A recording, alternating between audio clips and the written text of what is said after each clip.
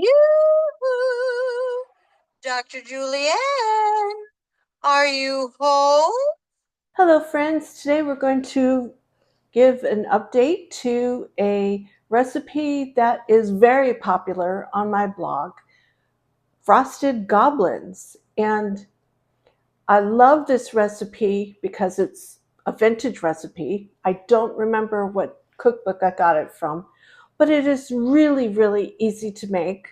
And I think if you have kids or grandkids, they can help you make it. Maybe younger ones may need a little assist, but it is really easy to make and it doesn't take long.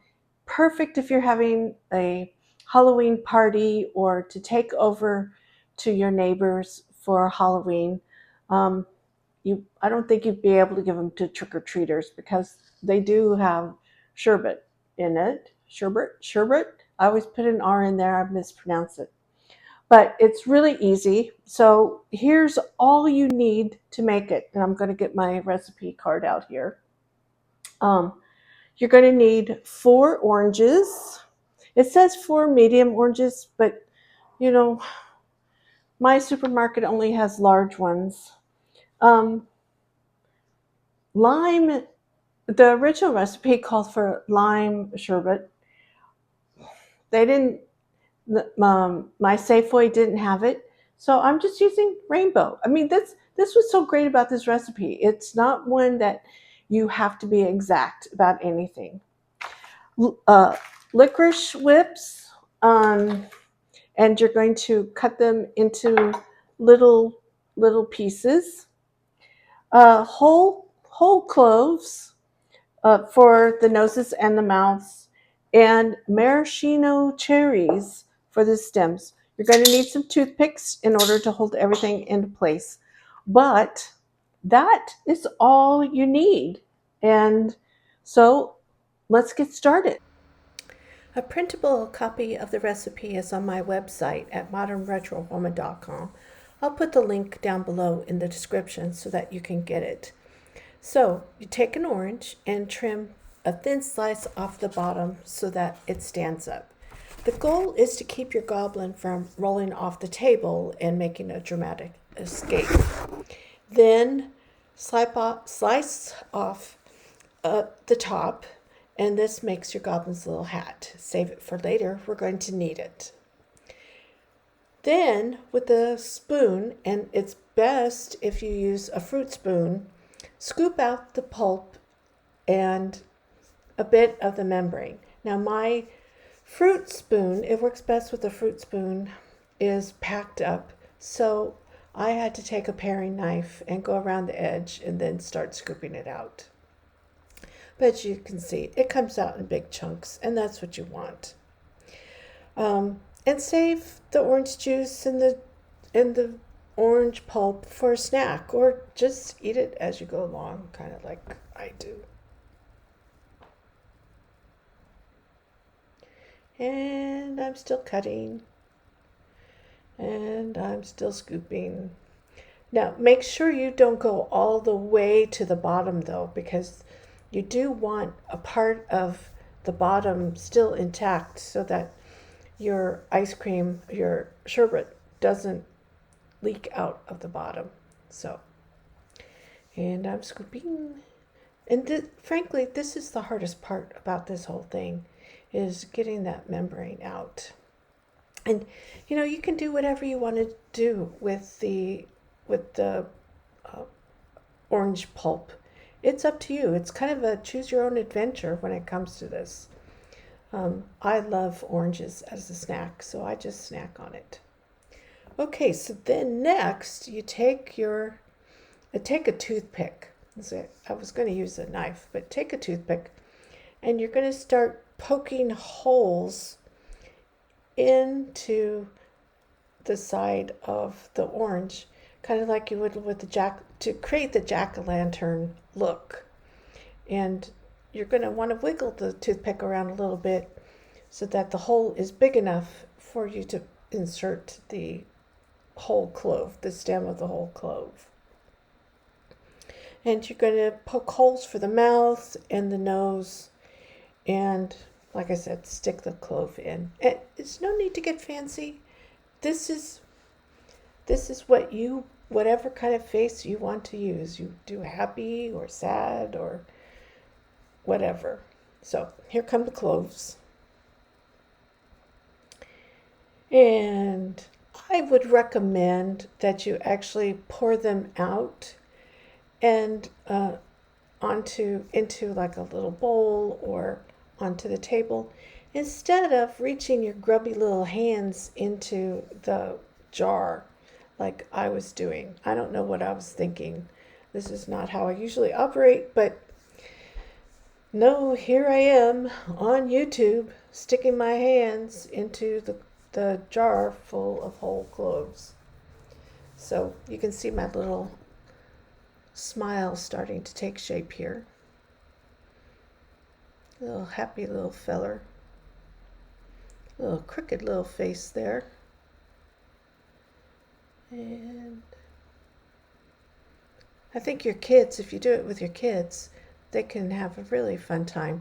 You know, as I'm watching this might be fun to do at like a little party. Just set up instead of making a big jack-o'-lantern pumpkin, which with all that mess, you could make these little frosted goblins. So I got my nose and the mouth in place. Now come the eyes. And depending on the size of the licorice, you know, get in there. Nope, that's not going to work. Get out the knife, make it whole, spin it around. This looks kind of gruesome. Go on, get in there. Come on, you can do it. Are you going to do it? No. Let's try this again. All right. Go. Get in there. Come on. Come on. Get. Out comes the knife again. Make that hole a little bit bigger. Maybe I should quit pretending that these are like humans so I don't get skeeved out by watching the knife go into the eye there. So let's try this again. Okay. Is it going in? Is it in? Yay! Now let's do the other one. Yeah. Is it going to go in? Is it? Come, just a little pressure there. Popped out. Let's try this again. Get in there. Yay! All right. Oh, what? I guess I didn't like that licorice. Let's stick another one in there. There. There we go. Get that in there. And there's my little face. Is that adorable or what? Okay, here comes the sherbet. Sherbet. I don't know why the English language doesn't just stick an extra R in there. Everybody pronounces it sherbet. But oh, don't use your finger. There you go. There you go. Yes. Okay. So now you just scoop out the sherbet and start packing it into the little head.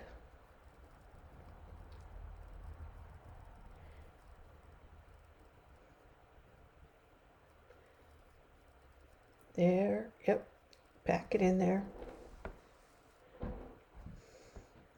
Maybe if you're doing it for little kids, you could use those little clementines or cuties. What are they called? You know, the smaller little oranges, the mandarin oranges, because those are smaller. And yeah, one more for good measure. And yep. Oh, yep. That's quite the hairdo you got going. Let's smooth it down a little bit. Da da da. And a little bit. Yep.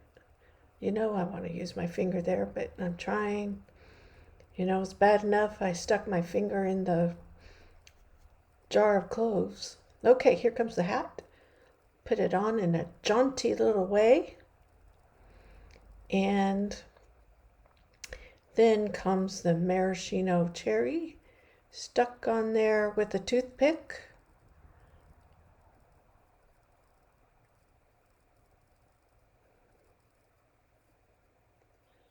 You just stick it in there right through the cherry. My hand's in the way, you can't really see it, but there you go. See, isn't that cute how the little stem pops out? And that's all there is to it, friends. We have just made a frosted goblin. How cute is that? Everyone I show this to, they just absolutely adore it. Oh, yeah, better angle. And let's get that out of the way. There we go.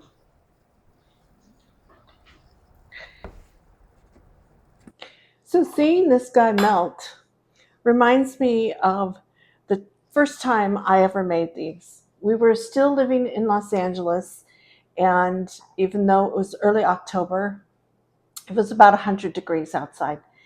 And they started crying.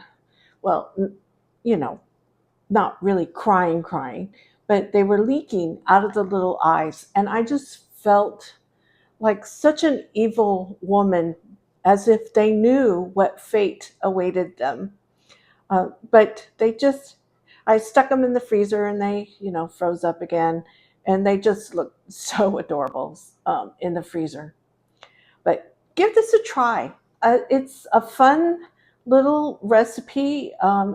Like you saw how quickly you can make it, 5 minutes max kind of thing, depending on how hard it is to scoop the orange pulp out of the orange. Yeah, give it a shot. So until next time, have a fabulous Technicolor day, friend. Bye now.